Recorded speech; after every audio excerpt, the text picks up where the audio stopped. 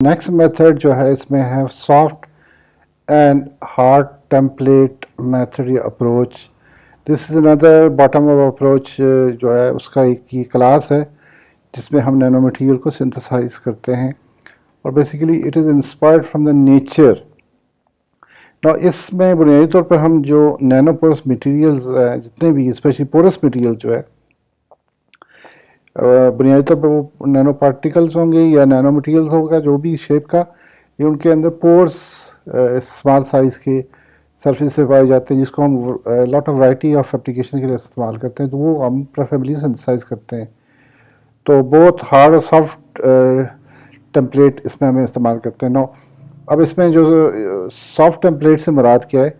कि सिस्टम के अंदर सोल्यूशन के अंदर, this is again solution based approach, हम जो ब्लॉक को पॉलीमर्स हैं या फ्लेक्सिबल ऑर्गेनिक मालिक्यूल्स हैं या एनायनिक कैटायनिक या नॉन एनायनिक सरफेक्टेंट, इन मालिक्यूल्स को डालते हैं और ये मालिक्यूल बेसिकली वहाँ जाकर जो है वो एक माइसीलियर स्ट्रक्चर सा बनाते हैं जिसके अंदर जो स्पेस क्रिएट होती है वहाँ पर नैनो मटेरियल की सिंथेसिस होती है। तो इसमें चूँकि क्वाइट डाइवर्स ये कॉम्प्लिकेटेड प्रोसेस है, तो there are lot of things like the hydrogen bonding,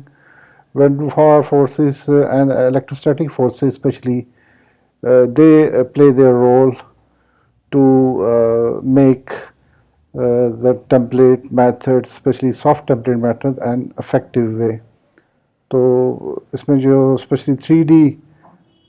material जो है नॉर्मली हम वो 3 डायमेंशन मटेरियल भी हम इजीली बना सकते हैं।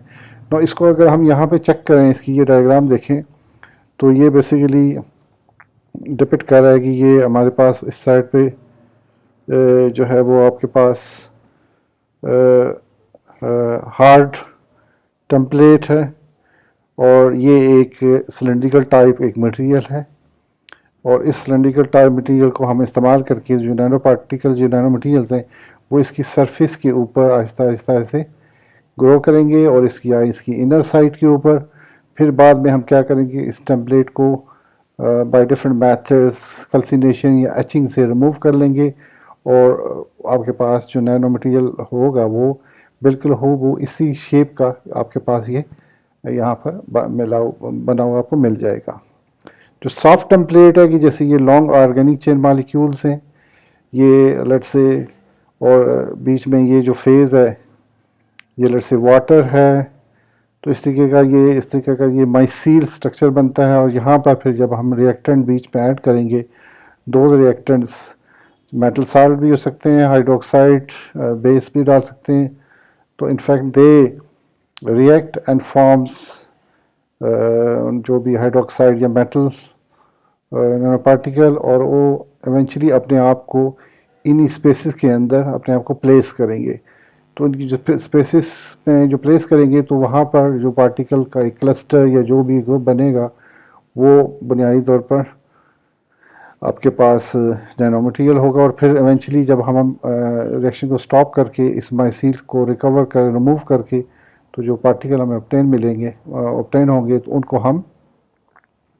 इस्तेमाल कर सकते हैं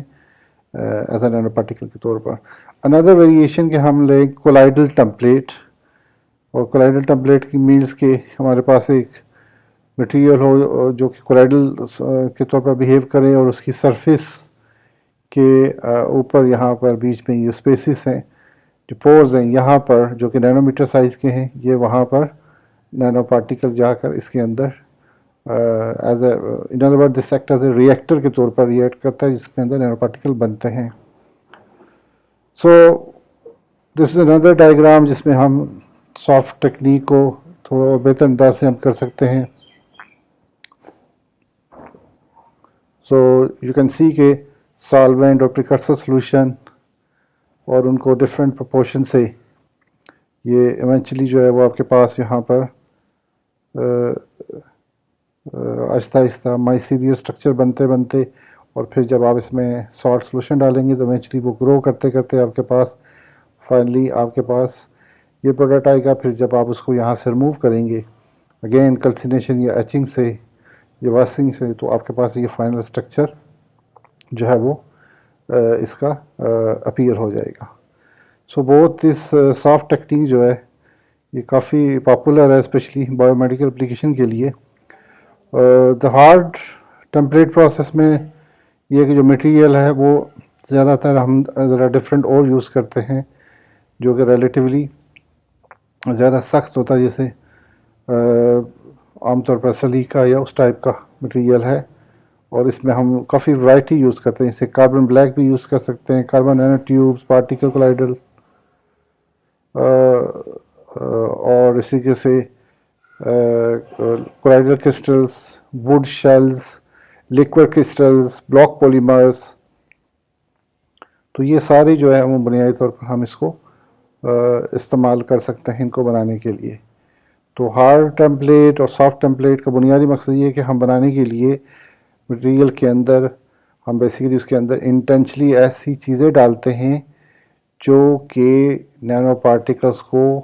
अपनी सरफेस में या उसके इंटीरियर में मैट्रिक्स में हेल्प करने में ग्रो करती हैं। नैनो पार्टिकल उनके अंदर ग्रो करते हैं या उसकी सरफेस के ऊपर, या वो जो माइसीलियर स्ट्रक्चर सोल्यूशन में बनता है उसमें इवेंचुअली क्या होता है कि वहाँ पर वो बनने के बाद